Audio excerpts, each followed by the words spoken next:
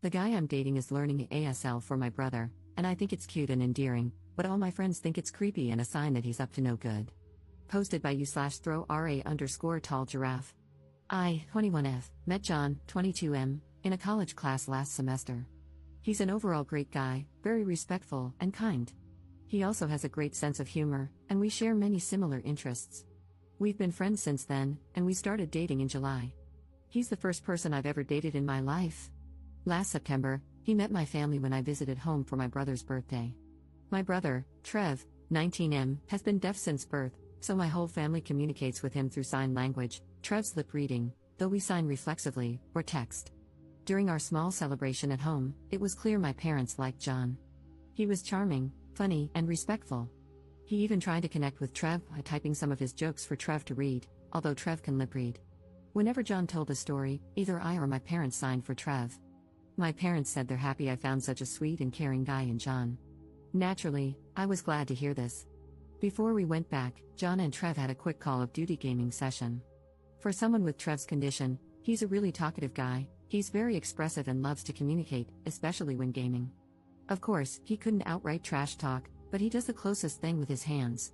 So there we were in Trev's room, with John and Trev playing while I translated for them. I was laughing way too hard because Trev was trying his best to trash talk John, saying he was weak and throwing out all these expletives, while I tried my best to tone it down for John. Meanwhile, I was also translating John's instructions and strategies for Trev. Since this was John's first time meeting my family, he was saying things like "good job," and "we can do better next time," though I know deep down he probably wanted to trash talk Trev back. The two of them got along well and have had some online gaming sessions since then. 2 weeks ago, John visited home with me again for my mom's birthday. He surprised everyone, including me, by communicating with Trev in ASL. John was still at the alphabet, basic words, and some rehearsed phrases, but we were all delighted that he had made the effort. Trev's face lit up, and I'd never seen him happier having a new long-term friend with fewer communication barriers. Apparently, John had been watching YouTube tutorials and using other online learning platforms to learn ASL. The two of them had another gaming session, and this time, John and Trev could communicate more directly. It was still a bit slow, and I had to do some translating. Imagine trying to baby talk to a grown man or speaking to a caveman with choppy sentences, but I could tell Trev was having a great time. They also got more comfortable with each other, engaging in more explicit trash talking, which I didn't tone down this time. John has been religiously learning ASL since then, and he's making great progress. I was so happy about this that I told my close friend group from high school. However, most of my friends, especially my closest guy friend, told me what John is doing is a red flag because it could be a form of obsession or emotional manipulation. My guy friend also said it was creepy that John is becoming too attached to my family when we've only been dating for about 5 months. He even suggested that John might only be doing it to get laid or something. I know there's some validity to what my friends said, but I'm not convinced. John has been wonderful and sincere the entire time. I know it's naive to say this because he's my first relationship, but I can see this becoming long-term. Yes, we haven't hooked up yet because I told him I wasn't ready, and he's never pressured me. Still, is John's behavior something I should be concerned about? Again, I don't have any experience with dating or relationships, so I don't know if this is truly concerning. My friends are pushing me to break up with John, but I'm not sure. How should I proceed? Update 1 month later. Sorry, this is going to be a long one. This will be an update to my original post, but I'll also try to address some of the frequently asked questions. First off, I want to thank everyone who shared their insights on my original post.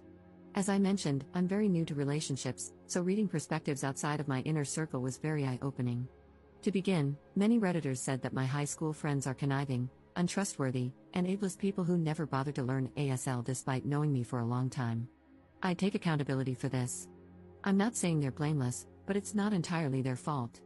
For some context, our family moved to the area during my senior year of high school because of my dad's job. The friend group, 2 guys and 2 girls before I joined, was already tight-knit when I came in. They took me in after we were grouped together for a school project, and they've been with me ever since. We've been friends for about 4 years now. They're not exactly saints, but they helped me survive my senior year in one piece. They're fun to hang out with, and they provided the support I needed when I was struggling. Also, during that time, my brother was having an especially hard time adjusting because of his disability, so my friends never really saw much of Trev. To be clear, I was never ashamed of Trev. It's just that whenever my friends came over, he either locked himself in his room or was in a different area with his tutor and never really interacted with us. Whenever he did come out, he was really shy and awkward, so my friends mostly just got glimpses of him. By the time Trev became more comfortable in our area and found his own circle, my friends and I had already graduated from high school and didn't hang out regularly anymore. They're friendly and polite with Trev, but, then again, they never interacted enough for them to feel the need to learn ASL for him. So, on to what happened. Last week, my friend group had our year-end party, and I decided to bring John along to meet the rest of my friends. My other friend in the group also brought his girlfriend, so this wasn't really weird. Others have done so in the past as well. I mentioned in the comments that John had only met my closest guy friend, I'll call him Mike, 21M, so I wanted the rest of them to form their own opinions of John after meeting him. Initially, there was some tension and awkwardness from my friend group toward John. They were a bit cold and threw some harsh remarks at him. Eventually, though, they all warmed up to him and were pleasantly surprised by his personality. We all got along well and even had fun playing games. However, I could still sense awkward tension from Mike toward John and the rest of the group. He made meaner jokes than usual and seemed to isolate himself from the activities. The day after the party, I had lunch with my closest girlfriend, Sophie, 21F, to clear the air because I could tell they also sensed something was off. A lot of Redditors speculated that Mike had a crush on me and was jealous of my relationship with John. Turns out, you were all 10,000% correct, but it's a lot more complicated than that. Apparently, Mike has had a crush on me since our senior year of high school. However, he was known in school as a notorious ladies' man and had a new girl with him almost every month. This behavior got exponentially worse during college. He had different hookups almost every night and even had a pregnancy scare with a girl last year. I knew about all of this because he bragged about sleeping around every time we met up. What I didn't know was that the entire time, Mike had been making up fake stories about me and him. Sophie told me that, apparently, Mike had claimed we had a pact that if we were still single at 30, we'd marry each other.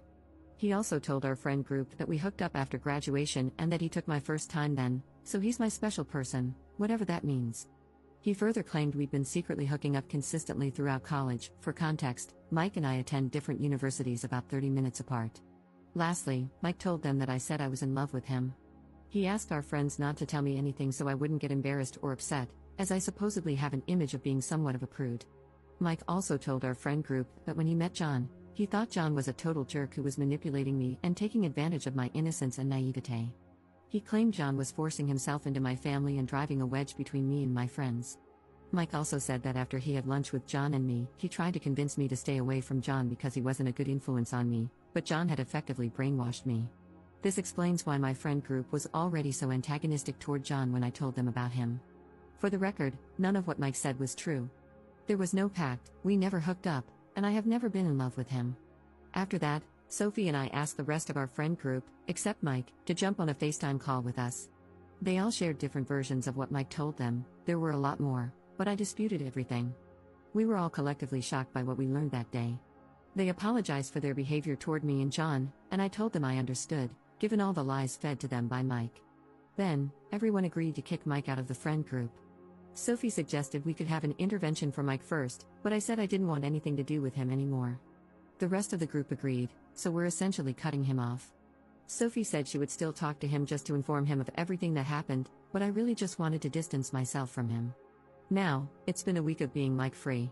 Sophie said that when she and another guy friend talked to Mike, he became extremely defensive, confrontational, and aggressive. He wasn't physically violent, but he called them names, attacked their characters, and made such awful statements about everyone in our friend group that I won't include here. It looks like cutting him off completely was the right call. After reading everyone's comments on my previous post, there were a lot. I reflected on my relationship with John and my friends. I then talked to my parents for advice since they have the best relationship I know of. They told me that from what they saw of John when he visited our home and how I spoke of him, it seems like he is a genuinely nice person with pure intentions. It also helps that John and I were friends for months before we started dating, so I already knew his character even when there was less pretense of him trying to impress me. He's already impressive on his own though, lol. I then told John about everything that happened and apologized, fully expecting him to be mad at me for doubting him and his intentions. Instead, he said he understood because, of course, it was only natural for me to trust my friends and expect them to have my best interests at heart.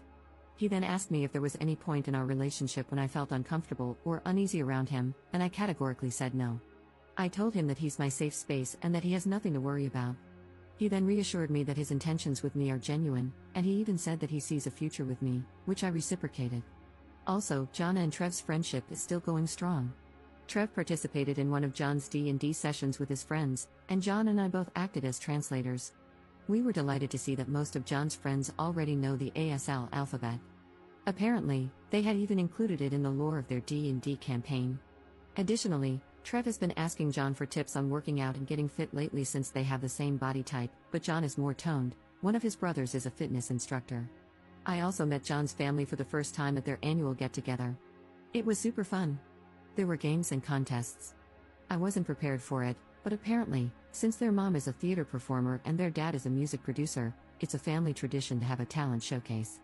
They gave me a pass this time, but they told me I should prepare something impressive for next year, lol. So, that's it for this update. My relationship with John is stronger than ever, and I finally know who my true friends are. If you've made it this far, thank you so much for your time. Happy New Year to us all. Commenter. I believe the proper term for kicking Mike out of your friend group is called a mic drop.